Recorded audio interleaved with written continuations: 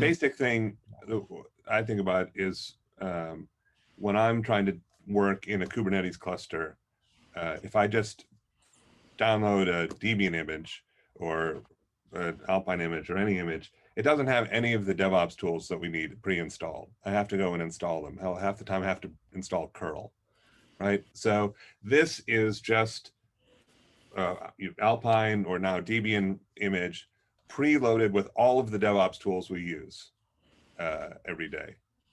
It's nothing more than that. It's not like any super special server or anything. What does have a few little extra things that we like to use, but you don't need to use them. The main point is that it has a consistent set of tools pre-installed, so that your commands, whatever you're working on, you just go into this Docker image. You have your AWS client, you have your JQ is installed, curl is installed, wget's installed, all the stuff that you want to use every day is installed. Helm file, Terraform, etc. And if it's not, we probably have a package for it, so you don't have to go dig it up. That's right, all. that's the other thing. We have packages for all the other tools, so you're not expected to use Geodesic directly. You're expected to use it as a base image.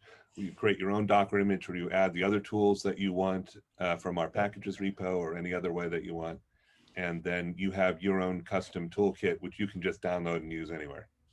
So in reflection, I think maybe it's a naming thing. Calling it cloud automation shell, that's how we use it. But really, it's like a DevOps Linux distro. Like their Linux distros for security, their Linux distros for CIS or whatever. But this is the distro for DevOps, and it's because we don't want to step on Debian or Ubuntu's or Alpine's shoes. We just build it to strap on to any one of those other distros, and then add the packages that we care about for our industry. That's interesting because I was totally seeing it as a fully local development tool, or a local toolkit. And now, Jeremy, your example is like you would actually launch this in your cluster, and then you would kubectl exec into it as a way of just like interacting with other services. So I guess that it is exactly. So one of the issues we have is that we have Terraform that goes and provisions databases and database users inside an RDS. But all of the RDSs we deploy don't have any public access. They're only accessible inside the VPC. So we can't run that Terraform from anywhere but the VPC. So we create the Geodesic image with the Terraform loaded into it, the HCL, and all the configuration and everything. We make that image. You can load, this is not what we recommend in general, but during development, we'll load that image manually into the cluster and run the Terraform commands from within the image, from within the cluster. And that gets us access to the database so we can do the provisioning that way.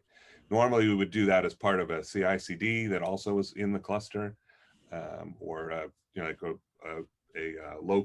an enterprise instance of Terraform Cloud or something like that. Yeah, but this is a way that you can do it manually. Cool. Maybe we should publish a Geodesic AMI image, and then you can actually just launch an EC2 instance with it. Yeah. You're joking, but no. But I actually wasn't joking. Oh, okay. I said it half like smiling, but yeah. I was thinking like that would be useful. Well, it actually, I don't know that it would, because it doesn't actually do anything. That's the thing. It's Geodesic image doesn't. It's only useful as a shell.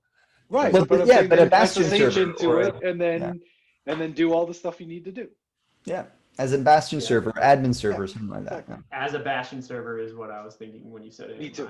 I guess that would be pretty cool. Yeah. Yeah, I like it. Yeah, good idea. And it would just be like a simple GitHub action to do the Packer build there and distribute it that way as well.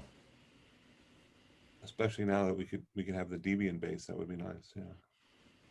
Yeah. Well, now we have to make it work on Amazon Linux. Yeah, that's the next thing. Amazon Linux and preferably the hardened CIS hardened version of it.